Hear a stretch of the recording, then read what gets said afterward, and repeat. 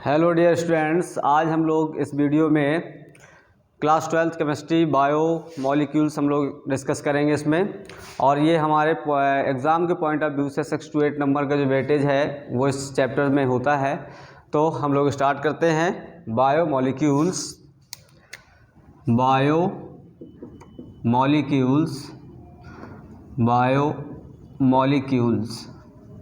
Biomolecules ऐसे molecules होते हैं जो लिविंग सिस्टम में इन्वॉल्व होते हैं, जैसे किसी भी ऑर्गेनिज्म की या किसी भी प्लांट की ग्रोथ के लिए, सस्टेन्ड लाइफ के लिए या इनके किसी भी लिविंग फंक्शन के लिए रिस्पॉन्सिबल होते हैं, तो उनको हम लोग बायोमॉलिक्यूल्स कहते हैं। तो हम लोग इसमें इनकी डेफिनेशन लिखेंगे।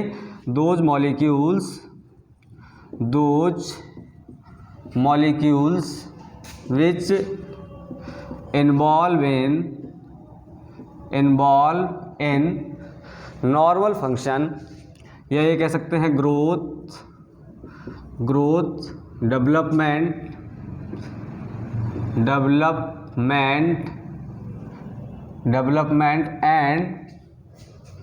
एंड नॉर्मल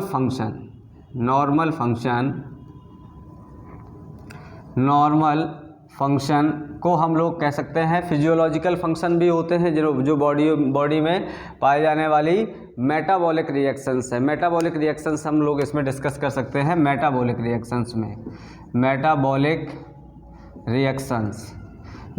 रिएक्शंस में इन्वॉल्व होते हैं जो हमारी बॉडी में जितनी भी बॉडी में बायोकेमिकल्स रिएक्शंस पाई जाती हैं, तो उन सभी को हम लोग मेटाबॉलिक रिएक्शंस कह देते हैं। तो जो मॉलिक्यूल्स किसी भी ऑर्गेनिज्म के ग्रोथ में, डेवलपमेंट में या बॉडी के किसी भी फंक्शंस में इन्वॉल्व होते हैं या मेटाबॉलिक रिएक्शंस में इन्वॉल्व होते हैं, तो ऐसे मॉलिक्यूल्स को हम लोग क्या कहते हैं? आर कॉल्ड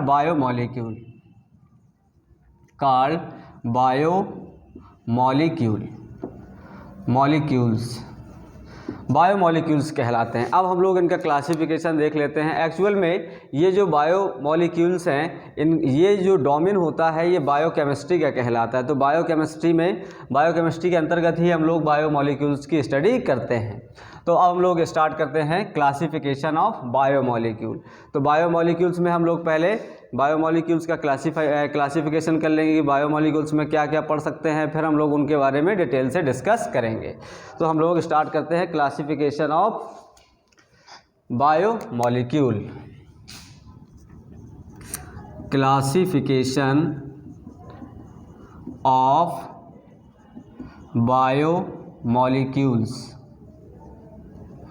क्लासिफिकेशन देख लेते हैं बायोमॉलिक्यूल्स का। तो हम लोग क्लासिफाई करने के लिए इनको क्लासिफाई कर सकते हैं। जैसे कोई भी बायोमॉलिक्यूल्स में क्या क्या हो सकते हैं जो लिविंग सिस्टम में इन्वॉल्व होते हैं या किसी भी ऑर्गेनिज्म में लिविंग फंक्शन में इन्वॉल्व होते हैं, तो उनको हम लोग कहते हैं बायोमॉलिक्यूल्स में। तो क्लासिफिकेशन में सबसे पहले आ जाते हैं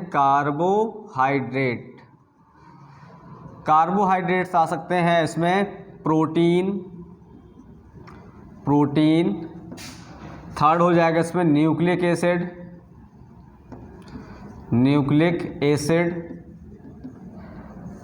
फिर हम लोग देख सकते हैं इसमें लिपिड या फैट कह सकते हैं, फैट,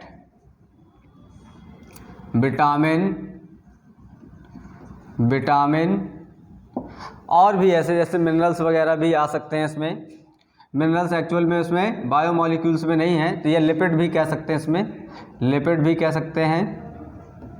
लिपिड। तो ये सभी बायोमॉलिक्यूल्स के कैटेगरी में आते हैं। कार्बोहाइड्रेट है, प्रोटीन है, न्यूक्लिक एसिड है, फैट है, विटामिन है और लिपिड्स हैं। ये सभी जो आ जाएंगे हमारे बायोमॉलिक्यूल्स में आते हैं। अब हम लोग देख लेते हैं कि कार्बोहाइड्रेट्स क्या होते हैं। एक्चुअल में कार्बोहाइड्रेट्स जो होते हैं वो हमारी बॉडी के स्ट्रक्चरल एलिमेंट्स होते हैं। कार्बोहाइड्रेट और प्रोटीन जो होते हैं ये स्ट्रक्चरल एलिमेंट्स हैं जिनसे हम लोगों की बॉडी मिलकर बनी होती है। न्यूक्लिक एसिड जो होता है वो हमारे जेनेटिक मटेरियल में काम करता है। अब यहाँ पर फैट जो होता है ये हमारे लिए एनर्जी स्टोरेज और शॉक एब्जॉर्बर का या बॉडी के डिफेंस में काम आता है। जबकि विटामिन जो है ये प्रोटेक्टिव एलिमेंट्स होते हैं, हमारी बॉडी को ये किसी भी पैथोजन या किसी भी डिसीज़ से हमको प्रोटेक्ट करते हैं। ऐसे ही लिपिड्स जो होते हैं वो भी हमारे बॉडी के कंस्टिट्यूएंट पार्टिकल्स होते हैं। तो अब हम लोग इनके बारे में डिटेल से डिस्कस करेंगे। तो हम इनमें से जो बायोमॉलिक्यूल्स हम लोगों ने क्लासीफाई किए हैं, तो अब इन बायोमॉलिक्यूल्स को हम लोग डिटेल से डिस्कस कर लेते हैं। तो हम लोग अब स्टार्ट करेंगे कार्बोहाइड्रेट, और कार्बोहाइड्रेट में से अब हम लोग स्टार्ट करेंगे कार्बोहाइड्रेट्स होते क्या हैं, फिर हम लोग इनका क्लासिफिकेशन देखेंगे। तो इसको नोट कर लें, फिर हम लोग देखते हैं कार्बोहाइड्रेट।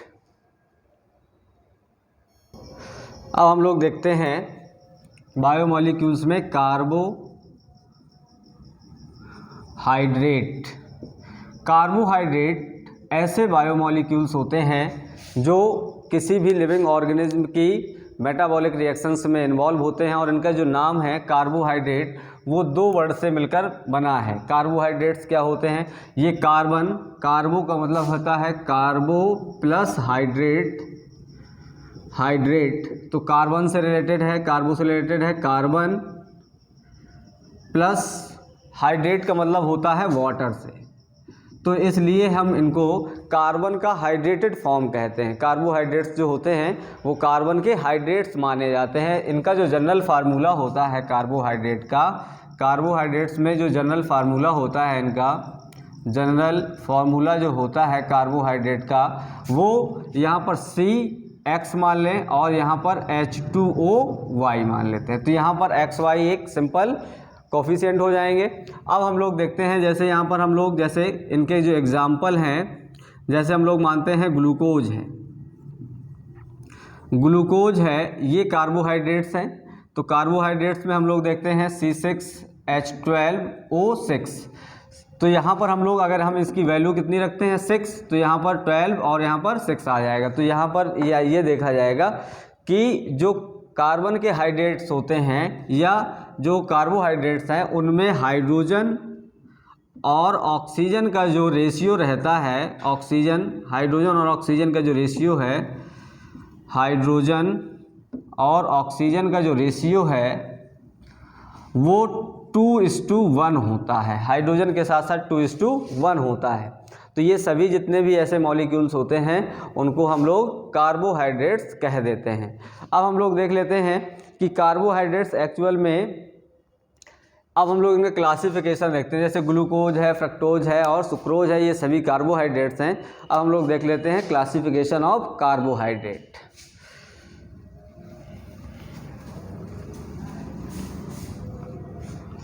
क्लासिफिकेशन ऑफ कार्बोहाइड्रेट्स में यहीं देख लेते हैं, क्लासिफिकेशन ऑफ कार्बोहाइड्रेट्स। क्लासिफिकेशन जब कार्बोहाइड्रेट का करते हैं तो इसमें मोनोसैकराइड, डाइसैकराइड, ट्राइसैकराइड, ओलिगोसैकराइड्स और पॉलीसैकराइड्स आ जाते हैं। तो हम लोग स्टार्ट करेंगे इनमें क्लासिफिकेशन ऑफ कार्बोहाइड्रेट्स में।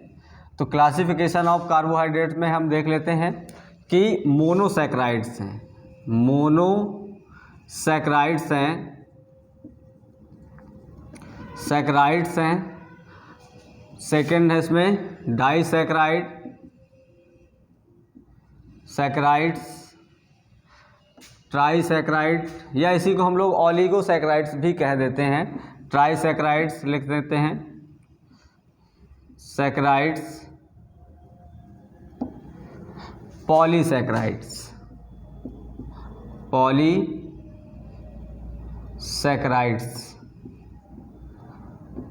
सैकराइड्स, पॉलीसैकराइड्स आ जाते हैं। अब हम लोग इनके डेफिनेशंस देख लेते हैं। मोनोसैकराइड्स में ऐसे कार्बोहाइड्रेट्स आते हैं जिनकी हम वाटर की प्रेजेंस में अगर हाइड्रोलिसिस करते हैं या हाइड्रोलिसिस करते हैं तो वो मोनोसैकराइड्स के, अब जो मोनोसैकराइड्स हैं इनमें हमें ये याद रखना है कि ऐसे कार्बोहाइड्रेट्स जिनका हम लोग फर्दर हाइड्रोलिसिस नहीं कर सकते हैं, या ये कह सकते हैं किसी भी कार्बोहाइड्रेट की सिंपलेस्ट यूनिट जो होती है वो मोनोसैकराइड्स होती है। तो यहाँ पर हम लोग देखेंगे मोनोसैकराइड्स के जो एग्जाम्पल होंगे, तो मोनोसैकराइड्स में जो एग्जाम्पल्स होंगे वो रखेंगे ग्लूकोज और फ्रक्टोज है, ग्लूकोज और फ्रक्टोज है, फ्रक्टोज है। जबकि डाइसैकराइड्स में ऐसे कार्बोहाइड्रेट्स आते हैं जिनकी हम वाटर हाइड्रोलिसिस करने पर मोनोसैकेराइड्स के 2 मोल्स या 2 मॉलिक्यूल्स यहाँ पर जनरेट हो सकते हैं। तो यहाँ पर इनको हम लोग डाइसैकेराइड कह लेते हैं। एग्जाम्पल में आपको याद रखना है सुक्रोज। सुक्रोज जो होता है वो एक्चुअल में डाइसैकेराइड्स होता है। इसका जो फार्मूला होता है, इसमें हम लोग जो इसको हम केन शुगर भी कहते हैं डाइसैकेराइड्स में। तो यहाँ पर हम लोग देखेंगे, यहाँ पर C22, एक मिनट मार्कर चेंज कर लेते हैं। तो हम लोग देखते हैं इसमें डाइसैकेराइड्स में हम लोगों ने कहा है डाइसैकेराइड का जो सुक्रोज है, तो सुक्रोज में आपको याद रखना है कि यहाँ पर जिसका फार्मूला होगा वो C12H22 और O11। तो ये सुक्रोज है। ऐसे ही इन्हीं के फार्मूले में हम लोग देख लेते हैं माल्टोज और लैक्टोज जो होता है, ये सभी डाइसैकेराइड्स आते हैं। डाइसैकेराइड्स में माल्टोज, लैक्टोज और सुक्रोज आते हैं। फार्मूला इनका भी वही होगा C12H22 और O11, सॉरी यहाँ पर आ जाएगा O11। तो ये डाइसैकेराइड्स हैं, जबकि ग्लूकोज और फ्रक्टोज में इनके फार्मूले जो होंगे दोनों के सेम होंगे, बस इनके स्ट्रक्चर्स डिफरेंट होते हैं। तो यहाँ पर हम लोगों को याद रखना है C12H6O6। तो यहाँ पर ये मोनोसैकेराइड्स में ग्लूकोज और फ्रक्टोज हैं, डाइसैकेराइड में सुक्रोज, माल्टोज और लैक्टोज हैं। ऐसे ही हम लोग यहाँ पर बात कर लेते हैं कि यहाँ पर ट्राइसैकेराइड्स होते हैं। तो ट्राइसैकेराइड्स ऐसे कार्बोहाइड्रेट्स होते हैं जिनकी हम हाइड्रोलिसिस करते हैं या इनको हम वाटर से रिएक्ट कराते हैं। तो यहाँ पर हम लोग इनके 3 मॉलिक्यूल्स मिल जाते हैं। तो इसका एग्जाम्पल्स जो होगा वो रैफिनोज होता है। एग्जाम्पल याद रखिए, इसमें रैफिनोज होता है। रैफिनोज नाम के जो शुगर्स है ये ट्राइसैकेराइड्स है। ट्राइसैकेराइड्स, इसमें जो फार्मूला होगा वो हो जाएगा C18OH32 और O16। ये रैफिनोज का है। जब भी हम इसको वाटर में हाइड्रोलाइज करते हैं तो यहाँ पर हमें ग्लूकोज, फ्रक्टोज और हमें एक मिल जाता है गैलेक्टोज। ये बात याद रखना है, ग्लूकोज, फ्रक्टोज और लैक्टोज 3 मॉलिक्यूल्स मिल जाते हैं इसके वाटर हाइड्रोलिसिस से। ऐसे ही पॉलीसैकेराइड्स में आते हैं। तो पॉलीसैकेराइड्स ऐसे कार्बोहाइड्रेट्स होते हैं जिनकी वाटर हाइड्रोलिसिस करते हैं। तो यहाँ पर हमें बहुत सारे, यहाँ पर पॉली का मतलब होता है मैनी मॉलिक्यूल्स ऑफ मोनोसैकेराइड्स मिल जाते हैं। एग्जाम्पल में याद रखना है हमें स्टार्च और सेलुलोज, स्टार्च एंड सेलुलोज पाया जाता है। ये पॉलीसैकेराइड्स होते हैं। तो स्टार्च या सेलुलोज हो तो हम लोग इनका जो फार्मूला होता है वो हम लोग देख लेते हैं कि यहाँ पर जो स्टार्च या सेलुलोज का फार्मूला होगा वो हो जाएगा C6H10 और O5। ये इसका होल N होता है, मतलब ऐसे बहुत सारे मॉलिक्यूल्स मिल जाएंगे। जब हम इनकी वाटर की प्रेजेंस में इनकी हाइड्रोलिसिस करेंगे तो ये इनके N मॉलिक्यूल्स मिल जाते हैं। तो अभी हम लोग इसमें डिटेल से डिस्कस करने वाले हैं। तो अब हम लोगों ने इनका कार्बोहाइड्रेट का क्लासिफिकेशन डिस्कस कर लिया है। अब हम लोग इनमें एक एक कार्बोहाइड्रेट के बारे में डिटेल से डिस्कस करते हैं। तो इसको नोट कर लेंगे। फिर इसके बाद हम लोग देखेंगे मोनोसैकेराइड्स। अब हम लोग देखते हैं मोनोसैकेराइड्स में कि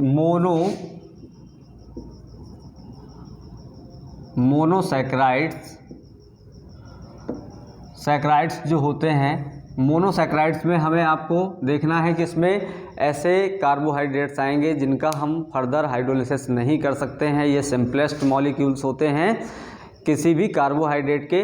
तो इनमें से आपको 2 पढ़ने हैं जो कि ग्लूकोज और फ्रक्टोज। इसमें मेन होते हैं ग्लूकोज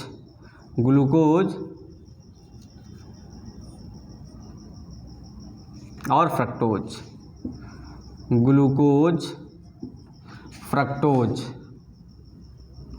ग्लूकोज और फ्रक्टोज के बारे में हम लोगों को डिस्कस करना है।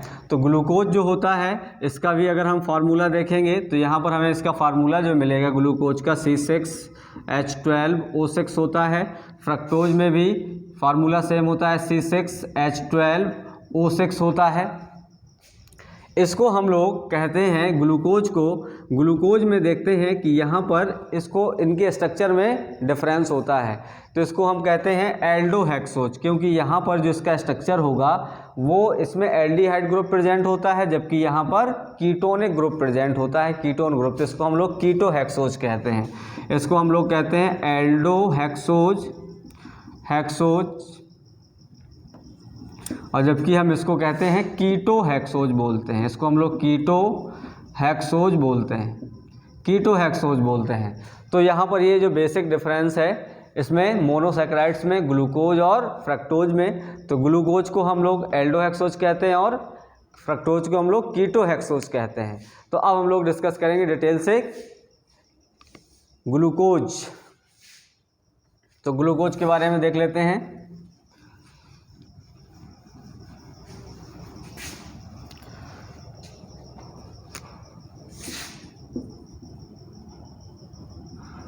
ग्लूकोज जो है, ग्लूकोज का फार्मूला लिख देंगे C6H12O6 है। तो हम लोग देखते हैं ग्लूकोज को जनरली इसको हम लोग ग्रेप शुगर कहते हैं। जो ग्लूकोज होता है ये सिंपलेस्ट मॉलिक्यूल है, या ये कह सकते हैं मोनोसैकेराइड्स है, तो ये ग्रेप शुगर भी कहा जाता है इसको। इसी की जो प्रेजेंस होती है ये ब्लड में पाया जाता है। जो डायबिटीज के जो पेशेंट होते हैं उनके यूरिन में भी पाया जाता है। तो यहाँ पर ग्लूकोज जो होता है वो मोनोसैकेराइड्स है, मोनोसैकेराइड्स, और इसी को हम लोग ग्रेप शुगर भी कहते हैं। ग्लूकोज जो होता है इसी को हम लोग ग्रेप शुगर भी कहते हैं। इनकी जो प्रेजेंस होती है वो राइपेंड शुगर में, राइपेंड फ्रूट्स में भी पाई जाती है। राइपेंड फ्रूट्स में ग्रेप शुगर भी इसको बोलते हैं, मोनोसैकेराइड्स होता है। अब हम लोग देख लेते हैं इनके स्ट्रक्चर क्या क्या हो सकते हैं, इनके जो structure of glucose.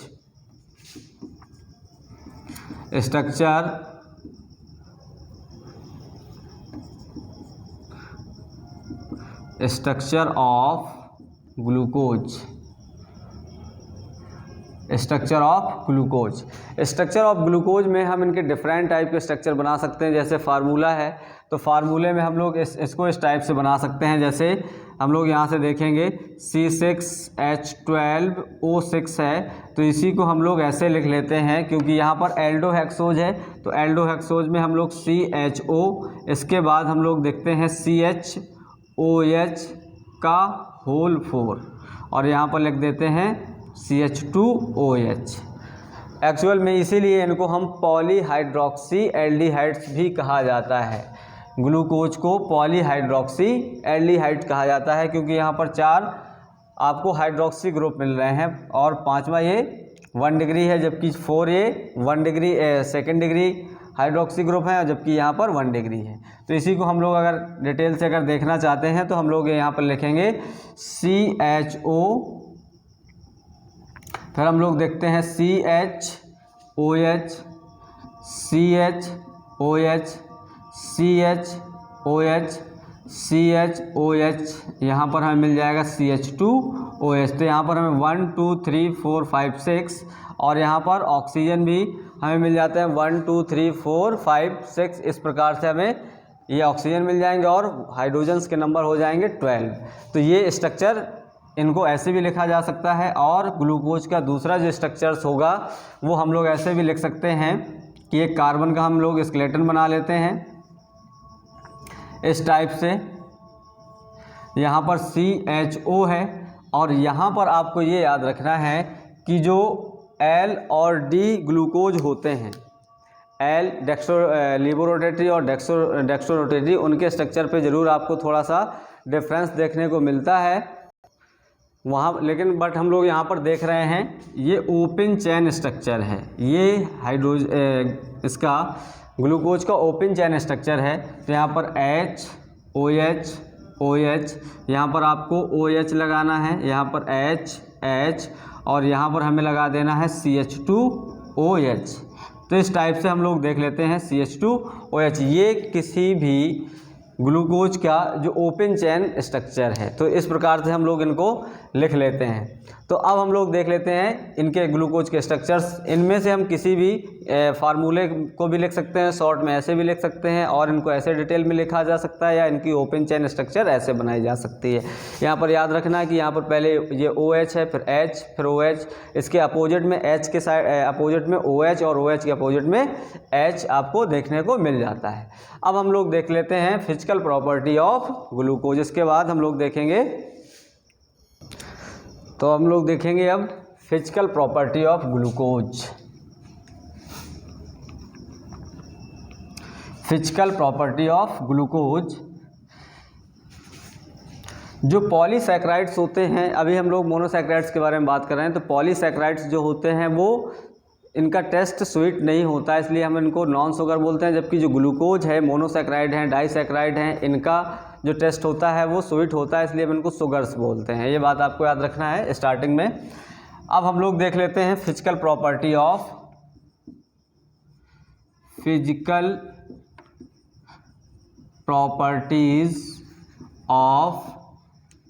Glucose. Glucose की फिजिकल प्रॉपर्टी क्या होती है? ये वाइट क्रिस्टलाइन सॉलिड होता है। फर्स्ट देख लेना है, वाइट क्रिस्टलाइन सॉलिड्स होता है, सॉलिड फॉर्म में पाया जाता है, वाइट होता है, क्रिस्टलाइन सॉलिड्स होता है। इनका जो मेल्टिंग पॉइंट्स होता है, मेल्टिंग पॉइंट्स जो होता है वो अप्रॉक्स 146 डिग्री सेंटीग्रेड्स होता है। ये जो ग्लूकोज है, इनमें स्वीट इन टेस्ट होता है, sweet in taste and soluble in water, water में सॉल्युबल होता है। लेकिन इनकी जो स्वीटनेस होती है वो शुगर के अकॉर्डिंग कम होती है, शुगर के कंपैरिजन में, है ना। तो यहाँ पर sweet in taste less than sugar, यहाँ पर लिख देंगे लेस देन शुगर। जो हम लोग टेबल शुगर का यूज करते हैं, ये सुक्रोज होती है। चीनी का जो उपयोग करते हैं वो सुक्रोज है, जबकि यहाँ पर ग्लूकोज जो होता है वो सुक्रोज की कंपैरिजन में कम स्वीट होता है, इनकी स्वीटनिंग स्ट्रेंथ कम होती है। दूसरी बात यहाँ पर हम लोग देख लेते हैं कि ये प्लेन पोलराइज लाइट को क्लॉकवाइज रोटेट करते हैं, इसलिए हम लोग इनको कहते हैं ये डेक्स्ट्रो रोटेटरी होता है, डेक्स्ट्रो रोटेटरी को इसीलिए हम लोग, अगर डेक्स्ट्रो रोटेटरी को हम लोग प्लस साइन से रिप्रेजेंट करते हैं, या इसी को हम लोग D+ बोल देते हैं। तो यहाँ पर जब भी हम लोग लिखेंगे D+ ग्लूकोज क्या है, तो यहाँ पर D+ जो होता है डेक्स्ट्रो रोटेटरी। और अगर कोई भी ऑप्टिकल एक्टिव जो होते हैं, ऑप्टिकल एक्टिव, यहाँ पर आप ये जानते हैं कि जो ग्लूकोज है इसको हम लोग पॉलीहाइड्रोक्सी एल्डिहाइड्स भी कहा जाता है, इसको नाम दिया जाता है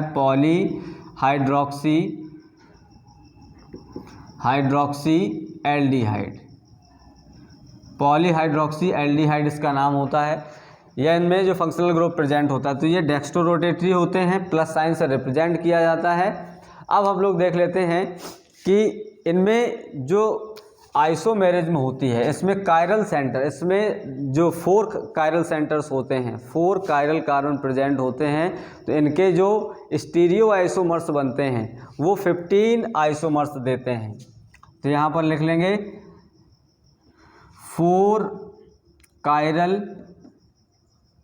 कार्बन प्रेजेंट इन ग्लूकोज। तो इनके जो स्टीरियो आइसोमर्स होते हैं 15 स्टीरियो आइसोमर्स पाए जाते हैं, 15 स्टीरियो आइसोमर्स भी इसके पाए जाते हैं। क्यों? क्योंकि यहाँ पर अब जैसे फार्मूला देखेंगे तो यहाँ पर n² - 1 होते हैं, तो नंबर ऑफ स्टीरियो आइसोमर्स अगर देखेंगे तो यहाँ पर 4 है, तो इस नंबर ऑफ स्टीरियो आइसोमर्स में हम लोग लिखते हैं n² - 1 में, तो 4 कायरल सेंटर हैं, तो यहाँ पर 4 की पावर 2 हो जाएगी, -1 हो जाएगा, तो 16 - 1, तो यहाँ पर 15 आइसोमर्स आ जाते हैं जो स्टीरियो आइसोमर्स होते हैं। ये बात आपको याद रखना। अब हम लोग देखेंगे केमिकल प्रॉपर्टी ऑफ ग्लूकोज। अब हम लोग देखते हैं chemical property of glucose. Chemical properties of glucose. Glucose की केमिकल प्रॉपर्टी में हम लोग देखने से पहले हम लोग ये देख लेते हैं कि इसमें कौन कौन से ग्रुप प्रेजेंट होते हैं और किस टाइप की रिएक्शंस देते हैं, क्योंकि कोई भी केमिकल मॉलिक्यूल्स जो होता है वो उसमें प्रेजेंट फंक्शनल ग्रुप और उनके स्ट्रक्चर के अकॉर्डिंग केमिकल रिएक्शंस देते हैं। तो हम लोग देख लेते हैं, इसमें पहली जो रिएक्शंस होगी वो एक्चुअल में इसमें OH ग्रुप की जो होती हैं, OH ग्रुप की जो रिएक्शंस होंगी। तो हम लोग सबसे पहले रिएक्शंस देखेंगे। अगर OH ग्रुप हमें कंफर्म करना होता है तो हम एसिटिल क्लोराइड से रिएक्शंस कराते हैं। तो अब हम लोग देखेंगे सबसे पहली रिएक्शंस जो है reaction with acetyl chloride. Reaction with acetyl chloride.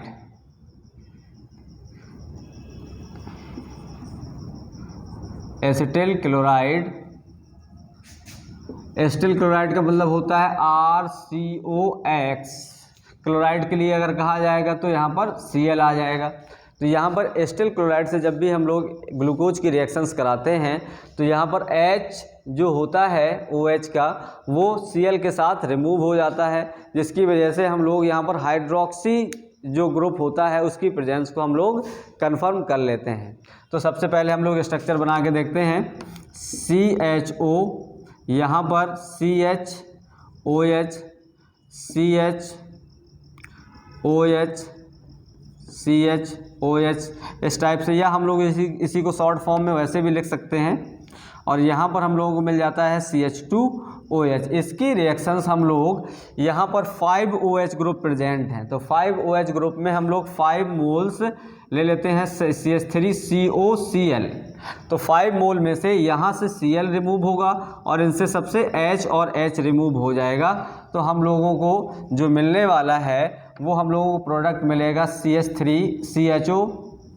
अब CH के बाद O ये आ जाएगा और यहाँ पर ये अटैच हो जाएगा COCH3, CHOCOCH3, CHOCOCH3। ये बस एक्चुअल में यहाँ से HCl 5 मोल HCl रिमूव हो जाएंगे। यहाँ पर हम लोग देख सकते हैं CHOCOCH3। अब हम लोगों ने यहाँ पर 4 कर लिए हैं, यहाँ पर आ जाएगा CH2O और यहाँ पर COCH3 आ जाएगा।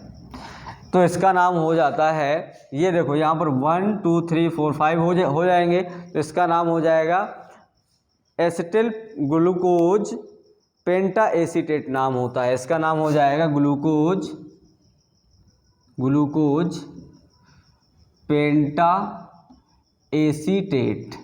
तो यहाँ पर प्लस 5 HCl मॉलिक्यूल रिमूव हो जाएंगे, 5 HCl मॉलिक्यूल रिमूव हो जाएंगे, क्योंकि यहाँ से ये Cl रिमूव होगा, एक Cl से ये हाइड्रोजन रिमूव हो जाएंगे। ऐसे ही सभी हाइड्रोजन रिमूव होकर यहाँ पर हमें ये देते हैं ग्लूकोज पेंटा एसीटेट दे देते हैं। तो इसको नोट कर लेंगे, फिर हम लोग नेक्स्ट रिएक्शन डिस्कस करते हैं।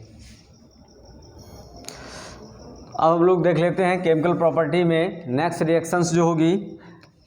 केमिकल प्रॉपर्टी में रिएक्शंस ऑफ कार्बोनिल ग्रुप, इसको भी हम रफ कर दे रहे हैं। तो यहाँ पर लिखेंगे reaction of carbonyl group of glucose. Glucose के कार्बोनिल ग्रुप की जो रिएक्शंस होती हैं वो हम लोग डिस्कस करेंगे। तो इसमें सबसे पहले हम लोग अगर देखते हैं कार्बोनिल ग्रुप की रिएक्शंस में, या तो हम हाइड्रोजन साइनाइड से रिएक्शंस करा देते हैं या हाइड्रोक्सिल एमीन्स के। तो यहाँ पर हम लोग सबसे पहले जो रिएक्शंस देखेंगे, reaction with hydrogen cyanide. Reaction with HCN, hydrogen cyanide से जब भी हम लोग रिएक्शंस कराते हैं तो यहाँ पर हम लोग इसमें कार्बोनिल ग्रुप की है रिएक्शन, तो हम लोग क्या करते हैं कार्बन और इसके साथ साथ हम लोग लगा देते हैं ऑक्सीजन और यहाँ पर लगा देते हैं हाइड्रोजन। तो ये CHO ग्रुप है, जबकि हम यहाँ CHOH के हम लोग होल 4 ले लेते हैं और यहाँ पर बना देते हैं OH। तो किसी भी ग्लूकोज को हम लोग इस टाइप से भी रिप्रेजेंट कर सकते हैं जब हम इसमें रिएक्शंस कराते हैं HCN की। तो यहाँ पर ये एडिशंस की रिएक्शन देते हैं। एडिशंस की रिएक्शंस में ये H+ और Cn- में H+ और Cn- में ब्रेक हो जाएंगे। तो यहाँ पर ये H+ + Cn- ऐसे ब्रेक कर देंगे। तो ये H+ और Cn- में यहाँ पर जो बॉन्ड ब्रेक होगा तो यहाँ पर माइनस और प्लस में, तो ये जो प्लस है ये माइनस पे अटैच्ड हो जाएगा और ये जो माइनस है वो प्लस पे अटैच्ड हो जाएगा। तो हमें जो बनने वाला जो प्रोडक्ट है वो मिल जाएगा हमको CH के बाद यहाँ पर इससे जुड़ जाएगा ये OH, यहाँ पर OH और यहाँ पर Cn। तो इस टाइप से ये बन जाएगा और यहाँ पर बन जाएगा CHOH का होल 4 और यहाँ पर बना देगा CH2OH। इसको हम लोग बोलते हैं ग्लूकोज साइनोहाइड्रिन। इसका नाम जो होता है वो इसका नाम होता है ग्लूकोज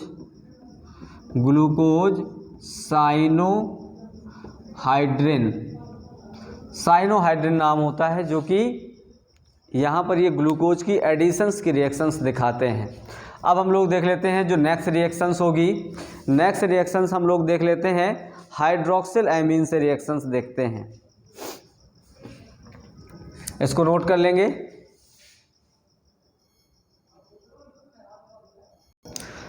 अब हम लोग देखते हैं इसकी जो नेक्स्ट रिएक्शंस होगी वो reaction with hydroxyl amine. Next reactions जो हम लोग देखेंगे reactions with hydroxyl amine. Hydroxyl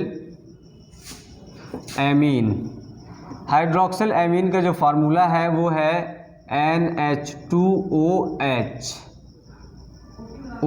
hydroxyl amines का ये फार्मूला है। तो हम लोग फिर इसमें रिएक्शंस करके देखते हैं। यहाँ पर COO, यहाँ पर हम लोगों ने एल्डिहाइड ग्रुप लगा दिया और एल्डिहाइड ग्रुप लगाने के बाद CHOH का होल 4 ऐसे ही नॉर्मल और ऐसे ही CH2OH। जब हम इनकी रिएक्शंस हाइड्रोक्सिल एमीन से कराते हैं तो हाइड्रोक्सिल एमीन क्या है, इसको हम लोग लिख सकते हैं NH2OH। तो हम लोगों ने N के साथ हमने 2 हाइड्रोजन लगा दिए H और H, यहाँ पर हमने लगा दिया OH।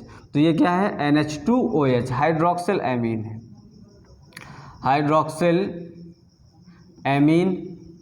हाइड्रोक्सिल एमीन का 1 मॉलिक्यूल्स इस वाटर मॉलिक्यूल को एलिमिनेट कर देता है। इस वाटर मॉलिक्यूल को एलिमिनेट करके यहाँ पर ग्लूकोज ऑक्सिम बना देता है। याद रखना है, ये बना देता है ग्लूकोज ऑक्सिम।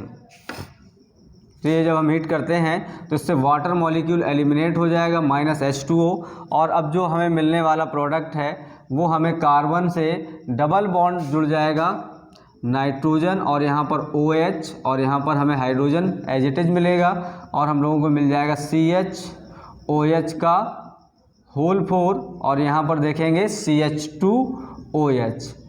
तो इसका नाम होता है ग्लूकोज ऑक्सिम। ग्लूकोज ऑक्सिम नाम है इस कंपाउंड का, ग्लूकोज ऑक्सिम बन जाता है। तो यहाँ पर इतनी बात क्लियर हो गई होगी, इसको नोट कर लें। अब हम लोग देखते हैं ग्लूकोज की जो नेक्स्ट रिएक्शंस हैं। अब हम लोग देखते हैं जो ग्लूकोज की कुछ रिएक्शंस ऐसी हैं जो एल्डिहाइड ग्रुप पर डिपेंड करती हैं। जो एल्डिहाइड्स जो टेस्ट देते हैं वही टेस्ट यहाँ पर ये ग्लूकोज देते हैं। तो यहाँ पर ये देखेंगे रिएक्शंस बेस्ड है। यहाँ पर हम लोग फेलिंग सोल्यूशन से देख लेते हैं। फेलिंग सॉल्यूशन एक्चुअल में कॉपर सल्फेट और सोडियम टार्ट्रेट वगैरह का मिक्सचर होता है, लेकिन इसको हम लोग रिएक्शंस में जब यूज करते हैं तो CuO से, क्योंकि जो फेलिंग सॉल्यूशंस की जो एक्टिव स्पीसीज है वो CuO है। तो यहाँ पर हम लोग देखते हैं कि अगर हम लोगों ने ग्लूकोज की रिएक्शंस यहाँ पर CHOH का होल 4 की रिएक्शंस हम लोग करा देते हैं 2CuO से, ये है फेलिंग सॉल्यूशंस की एक्टिव स्पीसीज है, इसलिए हम लोग पूरा फार्मूला नहीं लिखते हैं। फेलिंग सॉल्यूशंस की एक्टिव स्पीसीज है। जब फेलिंग सॉल्यूशन से कराते हैं तो यहाँ पर जब हम इनको हीट करते हैं तो यहाँ पर हम लोगों को ये जो एल्डिहाइड ग्रुप होता है ये ऑक्सीडाइज हो जाता है और ऑक्सीडाइज होकर हमें यहाँ पर मिल जाता है ग्लूकोनिक एसिड। तो यहाँ पर एल्डिहाइड जो ऑक्सीडाइज हो जाते हैं वो कार्बोक्सिलिक एसिड में। तो यहाँ पर CHOH का होल 4 और यहाँ पर हम लोग देख लेते हैं CH2OH। CH2OH तो यहाँ पर ये एल्डिहाइड ग्रुप्स जो होता है वो ऑक्सीडाइज हो जाता है, जबकि ये 2nd डिग्री एल्कोहल है, ये 1 डिग्री एल्कोहल है, ये ऑक्सीडाइज नहीं होते हैं, बल्कि यहाँ पर एल्डिहाइड ग्रुप ईजिली ऑक्सीडाइज हो जाता है। ये एक्चुअल्स में Fehling solutions mild oxidizing agents कहलाते हैं, माइल्ड ऑक्सीडाइजिंग एजेंट्स कहलाएंगे। तो इसका नाम हो जाता है ग्लूकोनिक एसिड, या हम लोग इसी को कह सकते हैं, यहाँ पर हम लोग जो इससे बनने वाला जो अवक्षेप है ये बन जाएगा Cu2O का, ये है क्यूप्रस ऑक्साइड। ये रेड कलर का पीपीटी बनाता है, रेड पीपीटी बना देता है, रेड पीपीटी बना देता है क्यूप्रस ऑक्साइड। और यहाँ पर मिल जाता है हमको gluconic acid, gluconic acid. Glucose से बनने वाला जो कार्बोक्सिलिक एसिड है उसका नाम ग्लूकोनिक एसिड हमें मिल जाता है। तो इसको नोट कर लेंगे। फिर हम लोग देखते हैं नेक्स्ट रिएक्शंस। नेक्स्ट रिएक्शंस हम लोग देखने वाले हैं, इसी में हम लोग देख लेते हैं टॉलेंस रीजेंट्स से। टॉलेंस रीजेंट्स जो होता है वो उसकी एक्टिव स्पीशीज जो होती है Ag2O होती है। टॉलेंस रिएजेंट, टॉलेंस रीजेंट्स जो होते हैं इसी में हम लोग रिएक्शंस में करेक्शन कर लेते हैं। तो यहाँ पर ये ग्लूकोज है, ग्लूकोज है, और ग्लूकोज में फेलिंग सोल्यूशन Cu2 से वो है, जबकि इसमें यहाँ पर आपको याद रखना है ये है Ag2O, ये है Tollens reagent, Tollens reagent. Tollens reagent से जब भी हम लोग रिएक्शंस कराते हैं तो यहाँ पर हम लोगों को ग्लूकोनिक एसिड ही मिलता है, लेकिन यहाँ पर हम लोगों को जो मिलने वाला प्रोडक्ट है ये हमें सिल्वर मिरर टेस्ट मिल जाता है।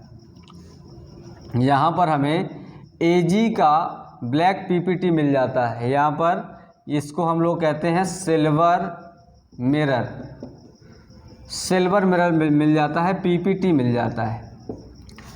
ठीक है, तो इस प्रकार से हम लोग टॉलेंस और जो हम लोगों ने ये टॉलेंस रीजेंट्स है और फेलिंग सॉल्यूशंस में हम लोगों ने ग्लूकोज के टेस्ट दे लिए। तो ग्लूकोज टॉलेंस और फेलिंग दोनों के साथ रिएक्शंस देता है और उसमें ग्लूकोनिक एसिड बनते हैं। जब भी टॉलेंस रीजेंट के साथ रिएक्शंस करता है तो सिल्वर मिरर मिलता है, और जबकि जो हम लोगों ने फेलिंग सॉल्यूशंस पढ़े हैं उसमें क्यूप्रस ऑक्साइड का रेड पीपीटी मिलता है।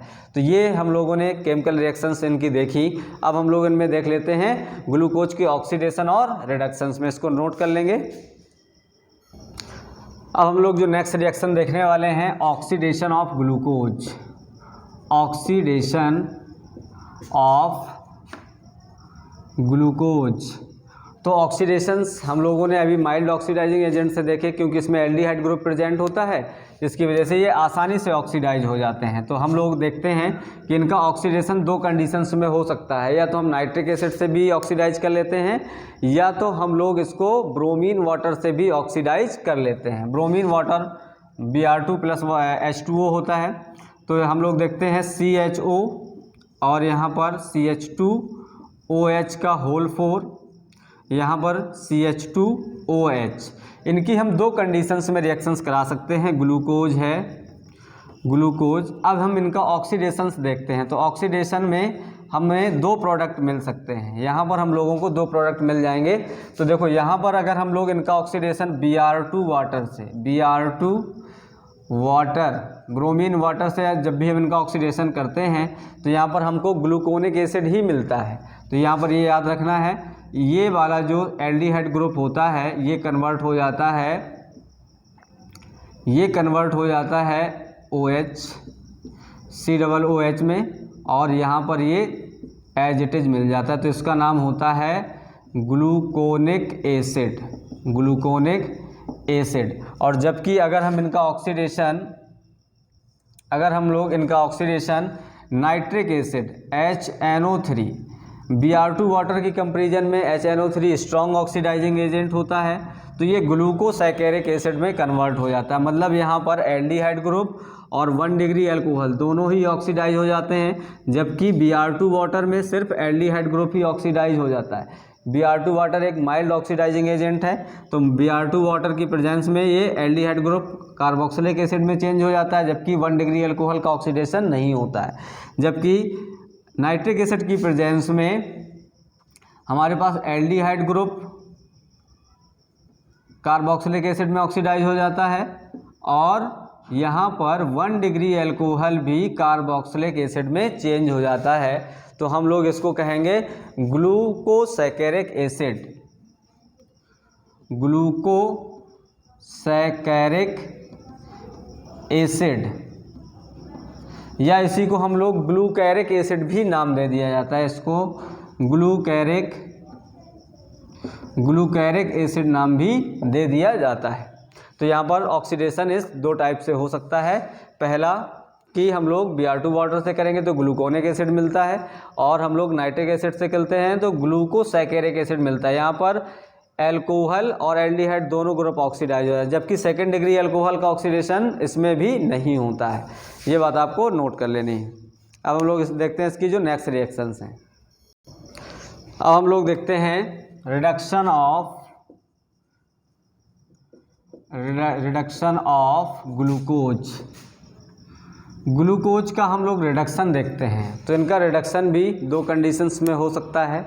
रिडक्शन में निकल प्लेटिनम विथ हाइड्रोजन गैस भी हो सकता है, या रेड फास्फोरस और हाइड्रोजन आयोडाइड। जो हम लोगों ने एल्कोहल चैप्टर की स्टडी की थी, एल्कोहल वाले चैप्टर में हम लोगों ने ये डिस्कस किया है कि एल्कोहल में अगर हम लोग निकल प्लेटिनम पैलेडियम से अगर हम लोग उसका रिडक्शन कराते हैं एल्डिहाइड का, तो भी ये एल्कोहल में कन्वर्ट हो जाते हैं। लेकिन रेड फास्फोरस और हाइड्रोजन आयोडाइड एक स्ट्रॉन्ग रिड्यूसिंग एजेंट्स होते हैं। ये कार्बोक्सिलिक एसिड, एल्डिहाइड या एल्कोहल को एल्केन तक रिड्यूस कर देते हैं। तो हम लोग देख लेते हैं इनका रिडक्शन में। पहला रिडक्शन विथ निकल और हाइड्रोजन गैस। तो रिडक्शन में हम लोग देखते हैं CHO, यहाँ पर CH2OH का होल 4, और यहाँ पर हम लोगों ने ले लिया है CH2OH। इसकी हम लोगों ने रिएक्शंस करा दी हाइड्रोजन से इन द प्रेजेंस ऑफ निकल प्लैटिनम पैलेडियम कोई भी यूज कर सकते हैं। तो यहाँ पर जो एल्डिहाइड ग्रुप है वो रिड्यूस हो जाता है एल्कोहल में। तो हम लोगों को मिलने वाला जो ग्रुप है वो CH2CHOH का होल 4, बस इसका ये एल्डिहाइड ग्रुप है वो रिड्यूस होकर एल्कोहल में कन्वर्ट हो जाता है, और यहाँ पर एज इट इज बना रहता है OH। तो इसका नाम होता है सॉर्बिटॉल्स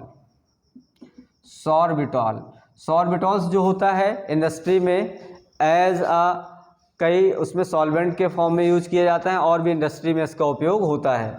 अब हम लोग अगर देखते हैं कि अगर हम इसका जो रिडक्शन है, अगर हम इसका रिडक्शन रेड फास्फोरस और हाइड्रोजन आयोडाइड की प्रेजेंस में करा सकते हैं, तो यहाँ पर CHO और यहाँ पर CH2OH CHOH का अगर हम रिडक्शन करा देते हैं रेड फास्फोरस और हाइड्रोजन आयोडाइड, तो ये रिड्यूसिंग एजेंट्स होते हैं, स्ट्रॉन्ग रिड्यूसिंग एजेंट्स होते हैं। तो एल्डिहाइड भी एल्केन में कन्वर्ट हो जाएगा, 2nd डिग्री अल्कोहल भी एल्केन में, और 1 डिग्री अल्कोहल भी एल्केन में कन्वर्ट हो जाते हैं। तो हम लोगों को मिल जाता है यहाँ पर नॉर्मल हेक्सेन मिल जाता है। तो यहाँ पर हमें CH3 और यहाँ पर CH2 का होल 4 मिल जाएगा, और यहाँ पर मिल जाएगा CH3। तो ये नॉर्मल हेक्सेन में कन्वर्ट हो जाते हैं। तो ये रिडक्शन हम इसमें 2 टाइप से देख सकते हैं कि निकल की प्रेजेंस में हम लोगों ने देखा तो सॉर्बिटॉल बनता है, और रेड फास्फोरस और हाइड्रोजन आयोडाइड की प्रेजेंस में देखते हैं तो नॉर्मल हेक्सेन्स मिल जाते हैं। तो इसको नोट कर लीजिएगा। अब हम लोग देखते हैं ग्लूकोज की जो बहुत ही ज़्यादा इम्पॉर्टेंट रिएक्शंस है, जिसको हम लोग कहेंगे रिएक्शन विथ फेनिलहाइड्राजीन। ये कई बार बोर्ड्स एग्जाम में पूछी गई है, इनके प्रोडक्ट्स पूछे गए हैं। तो हम लोग देखते हैं रिएक्शन विथ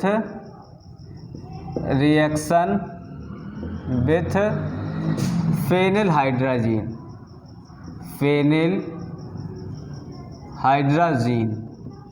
फेनिल हाइड्राजीन अगर फार्मूला देखेंगे तो C6H5NH2, ये इसका फार्मूला है, C6H5NH2 फेनिल हाइड्राजीन है।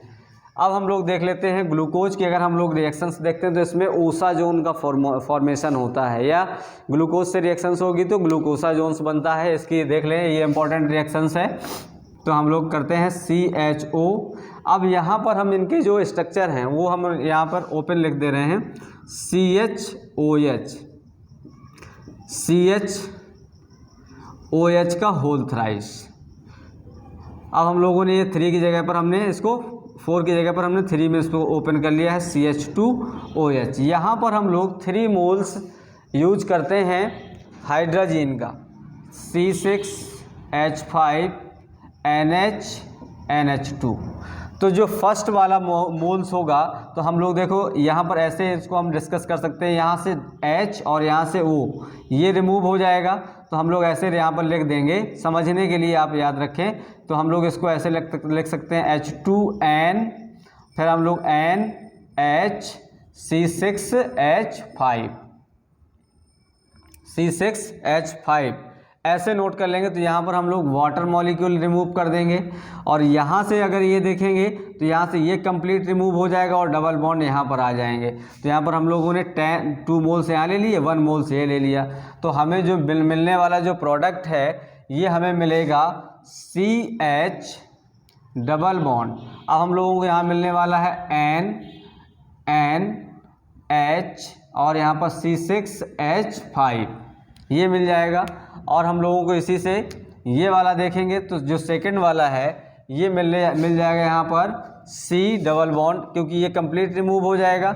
यहाँ पर हमें मिलने वाला है NH C6H5 और हम लोगों को यहाँ पर मिल जाएगा CHOH का होल थ्राइस, और यहाँ पर हम लोगों को मिलेगा CH2OH।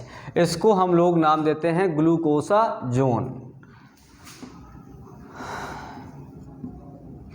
ग्लूकोसा जोन तो ये हमारा मेन प्रोडक्ट है। अब इनसे जो बनने वाले जो बाई प्रोडक्ट होंगे उनमें से आ जाएंगे आपके एनिलीन, वाटर और अमोनिया। यहाँ पर हम लोग इनके जो बाई प्रोडक्ट होंगे वो देख लेंगे। एनिलीन है मतलब C6H5NH2 ये बनेगा बाई प्रोडक्ट, ग्लूकोसा जोन ये है। बाई प्रोडक्ट के फॉर्म में ये मिल जाएंगे, वाटर मिल जाएगा plus H2O plus ammonia NH3 मिल जाएगा, NH3 मिल जाएंगे। तो ये याद रखना है। हमने ग्लूकोज के स्ट्रक्चर को इस प्रकार से ओपन किया है कि इसमें हमने जैसे 4 लेते तो हमने 3 लिया है। यहाँ 1 मोल ये एल्डिहाइड ग्रुप से रिएक्ट कर लेता है, दूसरा मोल इनसे रिएक्ट करके हमें बना देता है ग्लूकोसा जोन, और इनमें ग्लूकोसा जोन का फार्मूला ये है, और यहाँ पर ये बाई प्रोडक्ट के फॉर्म में मिल जाते हैं। तो हम लोगों ने ग्लूकोज में अब एक रिएक्शंस और है, जैसे अल्कोहल से जो रिएक्शंस होती है, अल्कोहल से या हम कह सकते हैं ईस्ट से रिएक्शंस, ये नोट कर लें। इसके बाद हम लोग देखते हैं नेक्स्ट रिएक्शन।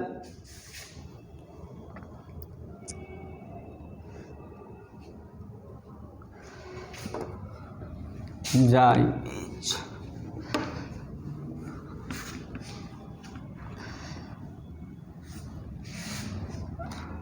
अब हम लोग देख लेते हैं रिएक्शंस विथ